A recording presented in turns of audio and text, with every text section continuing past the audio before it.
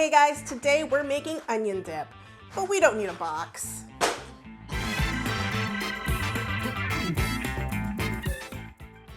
Yes, I did buy this box of French onion soup mix for that bit. We're going to use a fresh onion that we caramelize for our French onion dip. The caramelizing of the onion makes it super rich and flavorful and is the star key ingredient for French onion dip from scratch. There are a few other ingredients that I add in to amp up the flavor and umami, but this is the most important one, obviously. Caramelizing onions can be a little tricky, but I'm going to show you how to do it. And once you know how to caramelize an onion, you can use caramelized onions in so many ways. Put them on pizza, on sandwiches, on top of your roasted potatoes. Make French onion soup. It is a really delicious condiment to have outside of just this dip. But let's get started on making our dip now. We don't need a box. We're going to start with our onion and we're going to cut it in half lengthwise from the root to the top of the onion.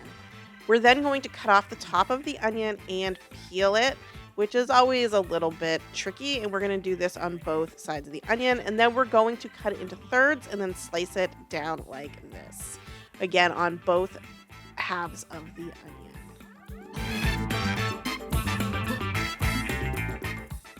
Now put a frying pan or a skillet over a medium-low heat and put 2 tablespoons of butter into a pan. Once the butter gets half melted, add your onions to the pan and stir to coat all of the onions in the butter. We're going to also put a little pinch of salt in here to help coax out some of the liquid of the onion. We're going to keep the heat at medium-low the entire time we're cooking. At the very beginning of the cooking process, we're really just trying to get water out of the onions so that they don't burn before they get softened. We're going to stir probably every 2 to 3 minutes towards the beginning of cooking up until about 15 minutes. As you can see here, we're still driving off water at this point. There isn't any browning happening yet. At about 15 minutes, we're going to start seeing our first signs of browning. And this is where we'll probably want to pick up the stirring, maybe stir every minute or so at this point.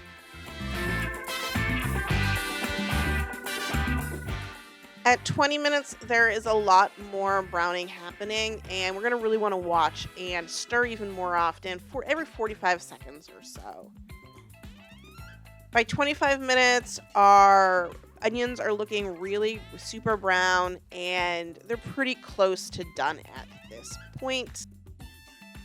I decided that my onions were done. They're the color I wanted. I'm just grating a little garlic in here and giving it a stir. I'm going to take it immediately off the heat so the garlic doesn't burn. There you have caramelized onions. These will darken a little more as they cool. In a medium bowl, we're going to add 3/4 a cup of mayonnaise. And we're going to add 3/4 a cup of sour cream. We're going to add a half a teaspoon each of salt and pepper. I had them mixed together, and a teaspoon of lemon juice and a teaspoon of Worcestershire sauce.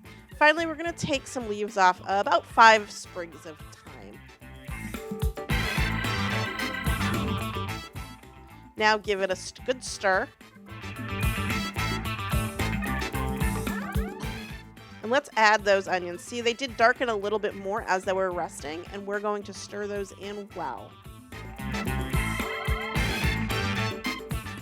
Just tasted this, and I think we need a little more salt and pepper, so I added some. Give it another stir, and then transfer it to an airtight container. This needs to rest overnight. Okay, so our dip has been in the refrigerator overnight, and it is ready to serve. And it looks delicious.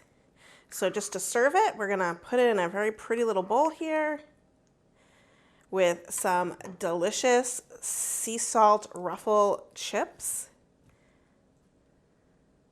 Let's give it a taste.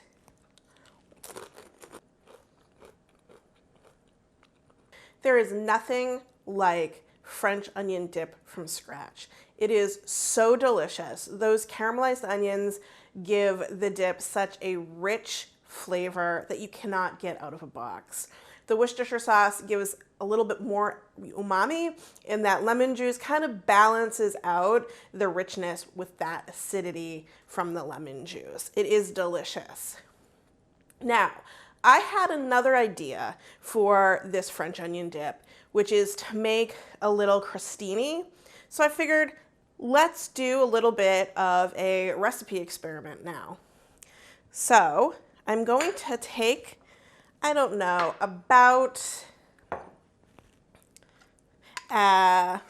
maybe a half a cup of our dip.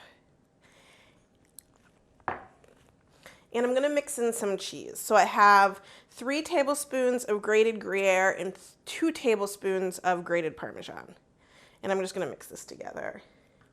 And the idea behind this is maybe we'll end up with like little French onion soup croutons. We're going to spread this on little slices of baguettes that we have right here. And we're going to put it in the broiler. And what I think will happen is the cheese and the sort of dip itself will create a nice bubbly crostini for us, kind of like a French onion soup top. And it seems like maybe this would be a really easy little appetizer to serve for any kind of upcoming holiday sort of gathering, or maybe Friday night watching some movies. So let me get these crostini topped, and we'll throw these into the broiler.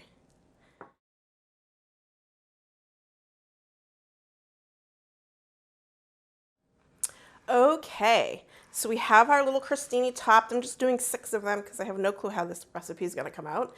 I feel like it's going to be delicious, but we'll see. So I'm going to put this in the broiler. My broiler's at the top of my oven, so I have my rack at the very top placement, and I'm going to put these in, and we'll see how long it takes for them to get ooey gooey and golden brown.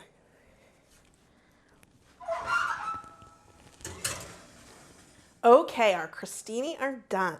They are golden brown, they got really bubbly, they look super delicious. They were in the broiler for about 3 minutes. My broiler was on high. Just whenever you put anything in the broiler, watch it like a hawk, because it can go from super perfectly golden brown, bubbly and delicious to burnt like that. So just keep an eye. Like I said, mine took about 3 minutes, and they do look like the little toppers you'd have on French onion soup. So let's give this a try.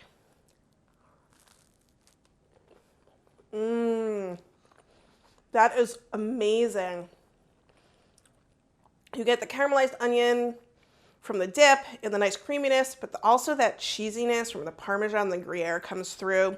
This is an awesome party appetizer. Definitely make this dip, make these crostini, and you'll be super happy.